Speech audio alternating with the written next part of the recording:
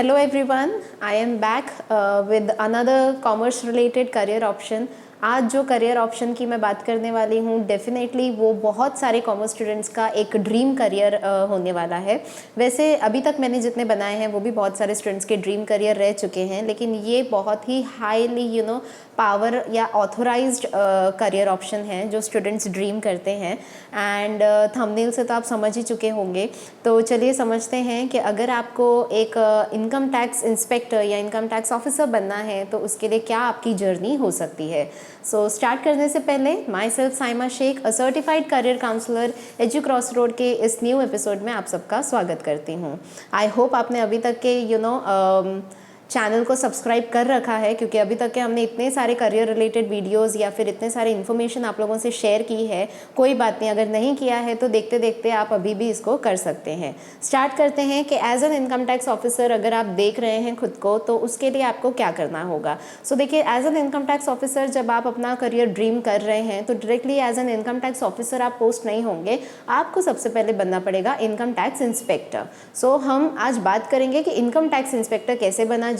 तो जब आप एक इनकम टैक्स इंस्पेक्टर बन जाते हो तो उसके बाद आप प्रमोशन पे या फिर बाद में आपका प्रमोशन हो जाता है as an income tax officer. 3 साल का प्रोबेबली गैप होता है या कुछ डिपार्टमेंटल उनके एंट्रेंस एग्जाम्स होते हैं, डिपार्टमेंटल एग्जाम्स होते हैं जो आप क्लियर करके पहुंच सकते हो। सो स्टार्ट करते हैं कि इनकम टैक्स इंस्पेक्टर आप कैसे बन सकते हो। नाउ जिन स्टूडेंट्स को ये करियर ऑप्शन के बारे में नहीं पता कि ये क्या होता है, नहीं पता, तो उनको मैं बता देती हूँ कि ITO जो होते हैं, इनकम टैक्स ऑफिसर्स जो होते हैं, वो ऑल इनकम रिलेटेड प्रॉब्लम्स को सॉर्ट करते हैं या देखते हैं, टैक्स फ्लो देखते हैं, लीगल एक्शंस लेते हैं या ये लीगल एक्शंस को सजेस्ट करते हैं, करेक्ट इनकम टैक्स फाइलिंग हो रही है या नहीं देश में उसको देखते हैं। सो जैसे बोला जाता है ना, जैसे मैंने सुना है काफ़ी बड़े बुज़ुर्गों ने बोला है कि एक अच्छा देश तब कहलाता है जब उसका इकोनॉमिक कंडीशन है ना, आर्थिक सिचुएशन जो है वो काफ़ी अच्छी हो। तो so as an income tax officer अगर आप खुद को देख रहे हैं तो आप देश की इकोनॉमिक कंडीशंस को बेटर बनाने के लिए काम करने वाले हैं। सो ये डायरेक्टली आपकी जो सर्विस है वो गवर्नमेंट के अंडर आ जाती है, यानी भारत सरकार के अंदर आने वाली है। So as an income tax officer definitely आपके बहुत सारे रोल्स एंड रिस्पॉन्सिबिलिटीज़ होंगे, है ना। जैसे कि आपको as an income tax inspector पहले काम करना होगा।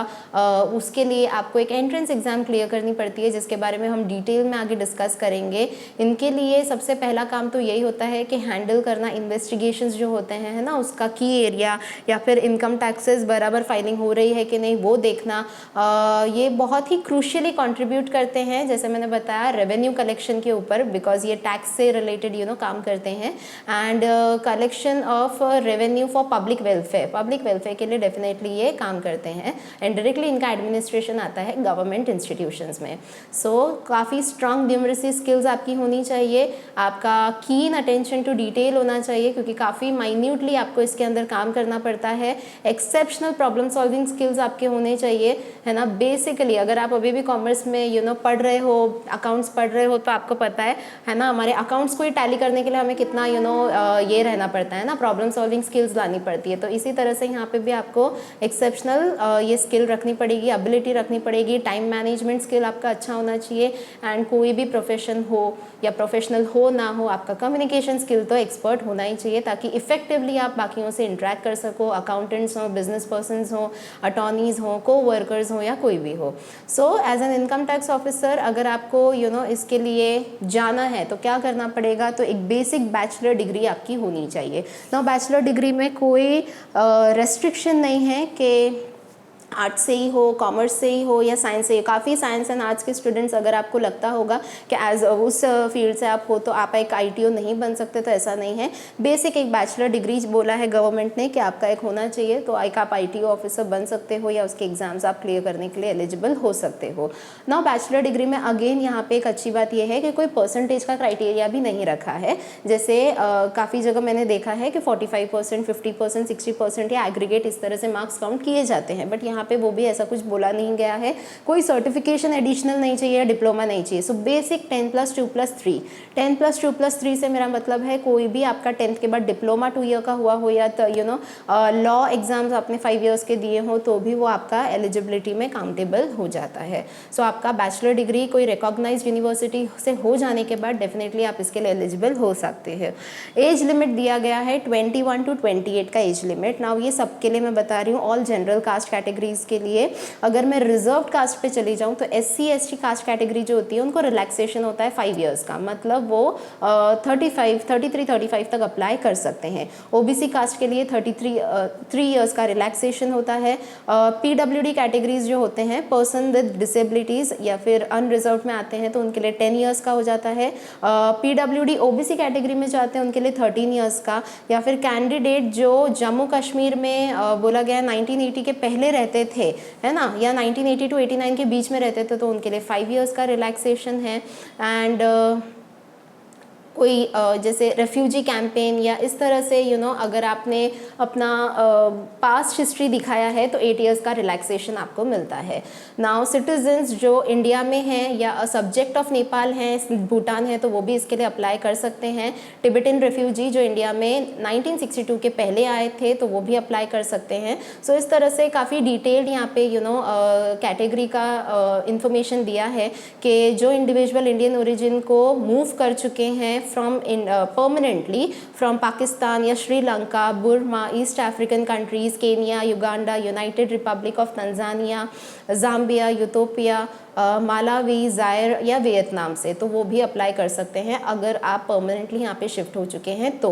सो candidates other than Indian nationality, उनके लिए एक सर्टिफिकेट इशू किया जाता है इंडियन गवर्नमेंट की तरफ से, तो अगर आपके पास वो है तो आप भी इसके लिए अप्लाई कर सकते हैं। सो आप देख सकते हो कि काफ़ी फ्लेक्सिबिलिटी यहाँ पे दी गई है। नाउ फिजिकल रिक्वायरमेंट जो है, तो फिजिकल रिक्वायरमेंट में आपको फिजिकल फिटनेस दिखाना नहीं है, हाँ वो आपके हाइट में, वेट में, बॉडी स्ट्रक्चर में होनी चाहिए। सो जो हाइट का रिक्वायरमेंट होता है बेसिकली वो 152 सेंटीमीटर टू 162 सेंटीमीटर होता है। Now depending upon the region as in कौन सा जोग्राफिकल लोकेशन से आप अप्लाई कर रहे हो वहाँ से। चेस्ट साइज जो है वो 75 सेंटीमीटर टू 76 सेंटीमीटर होना चाहिए। एंड वेट जो है वो बेसिक वेट, गर्ल्स की भी अगर बात करूँ तो 47 to 50 kgs के नियरली होनी चाहिए। नाउ ये सब कुछ अगर आपका है तो आप कौन सा एग्जाम के लिए अप्लाई करोगे? आप अप्लाई करोगे SSC CGL examination. SSC CGL examination मतलब स्टाफ सिलेक्शन कमीशन की तरफ से हुआ ये एंट्रेंस एग्जाम होता है जिसका फुल फॉर्म है कंबाइंड ग्रेजुएट लेवल। सो ये ग्रेजुएट पर्सन्स के लिए एज एन IT ऑफिसर अगर आपको बनना है तो आप इसके एग्जाम्स के लिए अपीयर कर सकते हो। नाउ ये एग्ज़ाम होता कैसे है? तो ये एग्ज़ाम्स जैसे बच्चे सोचते हैं ना सेमिस्टर्स होते हैं या प्रीलिम्स एंड मेंस जैसे पेपर होते हैं, तो वैसे इसको कैटेगराइज किया गया है Tier 1, Tier 2 and Tier 3 examination में। नाउ Tier 1 क्या होता है? सो वो हम देख लेते हैं डिटेल में। सो Tier 1 में आपको 4 पेपर आ जाते हैं, 4 पेपर यानी 4 सब्जेक्ट्स मिलते हैं जिसको बोला जाता है general reasoning, quantitative aptitude, general awareness and English में basically English comprehension mostly prefer किया जाता है। सो ये 4 सब्जेक्ट्स आपके होते हैं जिसको आपको Tier 1 में अटेम्प्ट देना पड़ता है। 100 मार्क्स का ये पूरा पेपर होता है। देन आप यहाँ पे क्वालिफाई होने के बाद Tier 2 के लिए क्वालिफाई हो जाते हो। नाउ जब आपका फाइनल रैंकिंग लगता है तो Tier 1 के एग्जाम ये जो मार्क्स हैं वो मोस्टली कंसिडर नहीं किए जाते हैं बिकॉज ये सिर्फ आपको क्वालिफाई करते हैं Tier 2 के लिए। Tier 2 में जब आप पहुंचते हो तो आपको टोटल अगेन 4 पेपर्स देने होते हैं, लेकिन वहाँ पे मॉड्यूल शिफ्ट हो जाता है। फर्स्ट एंड सेकंड पेपर का एक हो जाता है, then third and fourth paper का एक हो जाता है। सो अगर मैं आपको बताऊँ कि पेपर 1 एंड पेपर 2 जो है वो कंपलसरी रहते हैं ऑलमोस्ट ऑल पोस्ट के लिए, एंड पेपर 3 एंड 4 जो है वो कैंडिडेट्स के लिए स्पेसिफिकली रहते हैं। पेपर 1 जो है वो क्वान्टिटेटिव एबिलिटी यानी मैथ्स का रहता है 200 मार्क्स का, और पेपर 2 इंग्लिश लैंग्वेज का रहता है या कॉम्प्रीहेंशन रहता है 200 मार्क्स का। So total it goes to 400 marks. और ये जो मार्क्स हैं वो आपके Tier 2 एग्जाम्स के जो रहते हैं वो इंपॉर्टेंट रहते हैं क्योंकि फाइनल रैंकिंग में देन इसको कंसिडर किए जाते हैं। एंड देन आ जाता है आपका Tier 3 एग्जाम्स, यानी कोई इसे प्रीलिम्स मेंस ऐसे बोलते हैं, तो कोई इसको Tier 1, Tier 2, Tier 3 बोलते हैं। तो आप इसको सिर्फ लेवल समझिए, है ना। Tier 1, Tier 2, Tier 3 क्या है? तो ये लेवल्स हैं। Tier 3 जो है वो आपका डिस्क्रिप्टिव पेपर होता है, इंग्लिश या हिंदी में आप इसको दे सकते सकते हो। अभी ऊपर जो मैंने बताए थे टीयर 1 और टीयर 2, वो मैंने टोटली बताए थे मल्टीपल ऑब्जेक्टिव्स जो होते हैं ना, मल्टीपल टाइप क्वेश्चंस जो होते हैं, कंप्यूटर बेस्ड टेस्ट होता है, कंप्यूटर पे ऑनलाइन आपको देना पड़ता है। घर बैठे बैठे देना है क्या? नहीं, आपको फॉर्म भरना रहता है, इनके जब डेट रिलीज होते हैं तब ऑनलाइन फॉर्म फिलिंग के कुछ 30-35 डेज के बाद आपका हॉल टिकट या एडमिट कार्ड आता है, तब आपको पता चलता है आपके नियर बाय सेंटर पे इसका आपको ये मिला है, लोकेशन मिला है, सेंटर मिला है, तो वहाँ जाके आपको देन ये एग्ज़ाम देना रहता है। सो टीयर 3 की बात कर रहे थे हम कि टीयर 3 जो है वो डिस्क्रिप्टिव पेपर होता है, पेन पेपर मोड बोलते हैं इसको, और ये 100 मार्क्स का कंसिडर्ड रहता है। इसमें आपको डिस्क्रिप्टिव लिखना होता है, इंग्लिश या हिंदी में आप इसमें लिख सकते हैं। ये रहते हैं ऐसे राइटिंग रहते हैं, या पूरा डिस्क्रिप्टिव मोड पे पेपर चला जाता है। सो इसमें टीयर 3 में फाइनली कोई नेगेटिव मार्किंग नहीं होती है, लेकिन अगर ओवरऑल बताऊं तो आपको 1 करेक्ट के लिए 2 मार्क्स मिलते हैं, एंड एक भी रॉन्ग हो जाता है तो नेगेटिव मार्किंग इसका 0.05 चला जाता है, यानी 1/4 चला जाता है नेगेटिव मार्किंग में। ऑल्दो टीयर 3 के लिए आपको कोई नेगेटिव मार्किंग नहीं है। देन आपका होता है डॉक्यूमेंट वेरिफिकेशन। डॉक्यूमेंट वेरिफिकेशन में जैसे जो भी सर्टिफिकेट्स हैं, कास्ट कैटेगरी वाइज देखा जाता है, क्वालिफिकेशन वाइज देखा जाता है, एंड डॉक्यूमेंट वेरिफिकेशन के बाद मेडिकल एग्जामिनेशन होता है। मेडिकल एग्जामिनेशन में फिजिकल रिक्वायरमेंट्स जो है वो अगर आपने पास कर दिए मेडिकल एग्जामिनेशन में, सो डेफिनेटली देन आप एक इनकम टैक्स इंस्पेक्टर के लिए क्वालिफाई हो जाते हो। एंड देन आपका जर्नी इनकम टैक्स इंस्पेक्टर से इनकम टैक्स ऑफिसर में जब बदलने वाला होता है, तो वहाँ पे आपके लिए हो जाता है departmental exams. Now departmental exams जो होते हैं वो डिपार्टमेंट के अंदर, मतलब जब जो जॉब कर रहे हैं उन्हीं के लिए होते हैं, सो वो भी आप क्वालिफाई कर सकते हो। एंड डिपार्टमेंटल एग्जाम्स जो होते हैं वो 200 मार्क्स के ही होते हैं, 100 ईच करके ऐसे 2 पेपर होते हैं। लेकिन ये रीसेंट डेट्स में जब आप अप्लाई करोगे तभी आप एग्जैक्टली इसको चेक करके अपडेटेड नॉलेज के साथ आप इसको अप्लाई कर सकते हो। सो 2 घंटे के लिए वो पेपर आपको रहता है। नाउ बात करेंगे कि इसकी सैलरी की। तो सैलरी की बात करूं तो इसका सैलरी जो है वो पोस्ट वाइज जो है, जूनियर या असिस्टेंट या मैनेजरियल लेवल वाइज जो है वो चेंज होता है। स्टार्टिंग की बात करें तो 39,000 to 50 to 55,000 आपका ये पे जाता है, और ग्रेड पे आपका इंक्रीमेंट भी होता है या ग्रेड पे दिया जाता है। 4,200 to 4,800 का ग्रेड पे होता है, कहीं कहीं पे 5,800 का ग्रेड पे भी जाता है, मतलब आपको उस तरह से ग्रेड पे भी आपको लिया जाता है। अगर ड्यूटीज़ की बात करें कि इनकम टैक्स ऑफिसर की ड्यूटीज़ क्या है, तो वो मैंने स्टार्टिंग में भी बताए थे, एक बार वापस रिवाइज कर लेते हैं कि आपको एज एन रेवेन्यू कलेक्शन में असिस्ट करना होता है, पब्लिक वेलफेयर के लिए आप काम करते हो, और आपका एडमिनिस्ट्रेशन डायरेक्टली गवर्नमेंट इंस्टीट्यूशन में जाता है by maintaining tax accounts from various other departments. Then आपको इंश्योर करना होता है कि कंपनीज या सिटीजन्स जो हैं वो गवर्नमेंट को टैक्स बराबर से पे कर रहे हैं या नहीं। इफ़ नॉट या इफ़ येस तो प्रॉपर जो रिक्वायर्ड नोटिसेस होते हैं वो भी आपको भेजने पड़ेंगे, है ना। फ्रीक्वेंट चेक्स देखने पड़ेंगे, क्योंकि फ्रॉड्स या फिर कोई भी अनलॉफुल एक्शन हो सकता है, तो इन सब के ऊपर आपको एक कड़ी नज़र रखनी पड़ती है। क्लेम्स जो है या फेलियर ऑफ टैक्स पेइंग है, ये सब के ऊपर आपको ध्यान देना पड़ता है। कोर्ट इन्फॉर्मेशन के ऊपर एनालिसिस रखनी पड़ती है, जो क्लेम्स या मॉर्टगेजेस या फाइनेंशियल स्टेटमेंट्स होते हैं, इन्वेस्टिगेशन असेट्स होते हैं पर्सनस के या थर्ड पार्टीज़ के जो टैक्स नहीं पे कर रहे हैं, उसके ऊपर ध्यान देना पड़ता है। एनपीएस भी बोला जाता है, उनके ऊपर ध्यान देना पड़ता है। उनके लिए कोई इन फ्यूचर क्या हम एक्शन ले सकते हैं, क्या स्ट्रैटेजी प्लान कर सकते हैं, वो आपको देखना रहेगा। एनुअल इनकम जो है लोगों का, उसमें वो आईटीआर में किस तरह से उसको शो कर रहे हैं, ये पर्सन टू पर्सन भी, कंपनी टू कंपनी या ऑर्गेनाइजेशन टू ऑर्गेनाइजेशन भी आपको ध्यान देना रहता है। एंड जो कॉमन है, एक इनकम टैक्स ऑफिसर उसी के लिए जाने जाते हैं कि रेड हो जाते हैं कॉर्पोरेशंस में, ऑर्गेनाइजेशंस में, है ना, या फिर जो भी अनलॉफुल एक्शंस होते हैं तो उसके ऊपर ध्यान देना पड़ता है।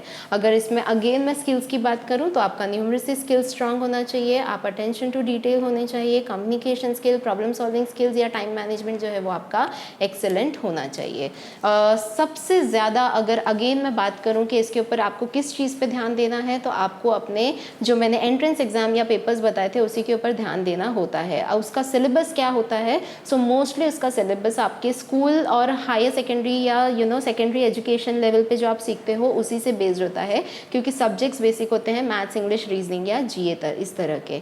सो डेफिनेटली आप इसकी तैयारी जो है वो एज अ अंडर ग्रेजुएट भी शुरू कर सकते हो, या जब आप 11th-12th में हो तभी भी आप स्टार्ट कर सकते हो। तो अगर आपने जस्ट अभी 10th कंप्लीट किया है और अभी से आप इसका साइड बाय साइड प्रैक्टिस करते रहोगे तो आपके लिए आसान होगा या थोड़ा जल्दी होगा करना क्लियर। ऑल्दो एज लिमिट तो इसमें काफ़ी दी जाती है स्टूडेंट्स को। सो आई होप इससे रिलेटेड जितना इन्फॉर्मेशन था वो मैंने आप लोगों तक पहुँचाया हो। अगर फिर भी कुछ रह गया है या कोई भी आपको डाउट आता है तो डेफिनेटली आप कमेंट सेक्शन में उसे ज़रूर मेंशन करना। एंड इसी तरह से हम बहुत सारे various other different career related opportunities के साथ आते रहते हैं। सो चैनल को अगेन सब्सक्राइब कीजिए, वीडियो को लाइक कीजिए, अपने फ्रेंड्स रिलेटिव कजिन्स ग्रुप में शेयर कीजिए। एंड इन फ्यूचर आपको और कोई इन्फॉर्मेटिव करियर रिलेटेड इन्फॉर्मेशन जाननी हो तो उसको भी कमेंट करना मत भूलिए। So that's it for today. Thank you very much.